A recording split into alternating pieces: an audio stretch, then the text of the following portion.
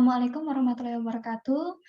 Di kesempatan baik ini saya akan mempresentasikan hasil wawancara saya di kios pertanian Sidomakmur. Saya Niken Windiapsari dari kelas Agribisnis E dengan NIM 20 200 220 258. Yang pertama akan saya bahas adalah mengenai profil Bapak Tohari. Beliau ini merupakan kelahiran 24 Januari 1972 di Madiun. Beliau ini tinggal di Jalan Sri Rezeki nomor 29, Kelun, Kartoharjo, Kota Madiun, Jawa Timur. Pendidikan yang beliau tempuh adalah pendidikan terakhirnya adalah SMK di SMKN Negeri 1 Madiun. Sebelum mendirikan kios ini, Bapak Tohari berpengalaman kerja sebagai karyawan swasta di Malaysia. Kios Pertanian Sidomakmur merupakan salah satu usaha di bidang agribisnis. Toko ini didirikan oleh Bapak Tohari pada tahun 2018 di saat beliau berumur 46 tahun. Sebelum dia membuka usaha ini, Pak Tohari bekerja sebagai karyawan swasta di Malaysia, dan keluarga beliau merupakan seorang pengusaha. Kebanyakan dari seorang pengusaha usaha yang didirikan oleh saudaranya juga bergerak di bidang agribisnis seperti resto.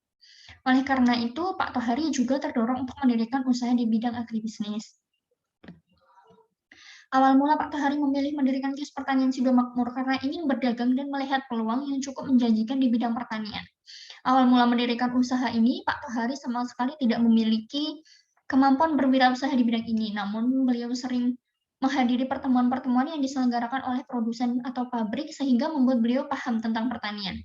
Pak Tohari mendirikan kios pertanian karena melihat persaingan di daerahnya yang masih kecil, sehingga beliau terdorong untuk mendirikan kios tersebut. Kios tersebut didirikan dengan memanfaatkan lahan depan rumahnya yang kosong. Selain itu, lokasi kios ini sangat strategis karena berada di tepi jalan raya sehingga mudah untuk mengakses kios ini.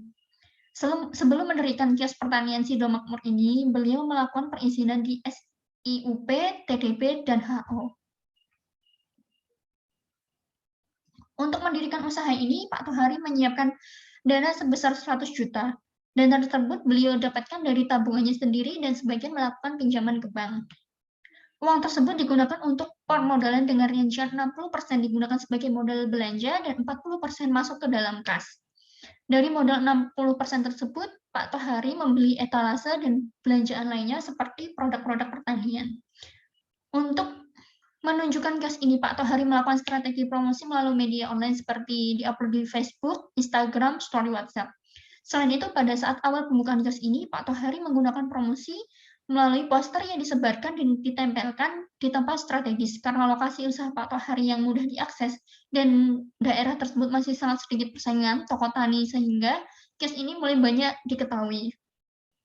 Dengan review mulut ke mulut yang diberikan dari pembeli, kios ini cepat diketahui oleh para konsumen.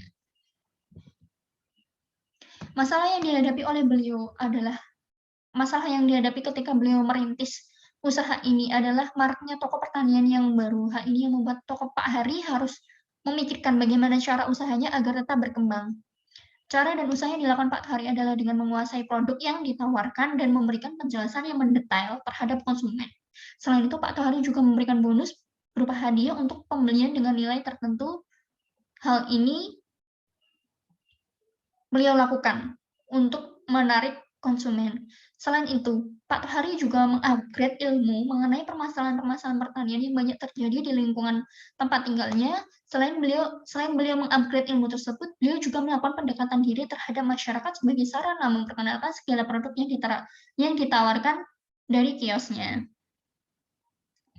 Selama mendirikan kios tersebut, Pak Tohari mendapatkan keuntungan yang sangat menjanjikan. Pendapatan yang diperoleh dapat digunakan untuk memenuhi kebutuhan hidupnya sehari-hari.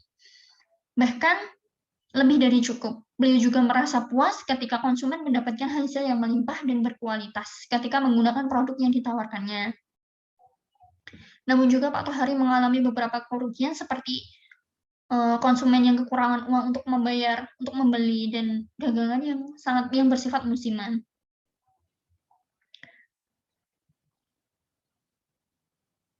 Pak Tohari berharap bahwa usahanya ini berkembang dengan pesat dan menjadi motivasi bagi para pengusaha pemula karena semua usaha harus dimulai dari nol dan dimulai dengan keuletan, kejujuran, tanggung jawab, dan mampu menerima resiko.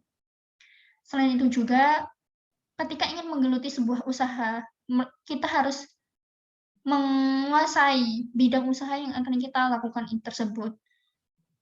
Kesimpulan yang saya dapat ambil dari wawancara ini adalah sebagai calon pengusaha diperlukan ketelatenan, keuletan, tanggung jawab, kesabaran, risiko yang harus dihadapi. Sebagai seorang pengusaha, hendaknya dimulai dengan menguasai bidang yang akan digeluti dan memiliki perencanaan yang matang agar usaha yang akan dirintis ini dapat berkembang dan menghasilkan hasil yang menjanjikan.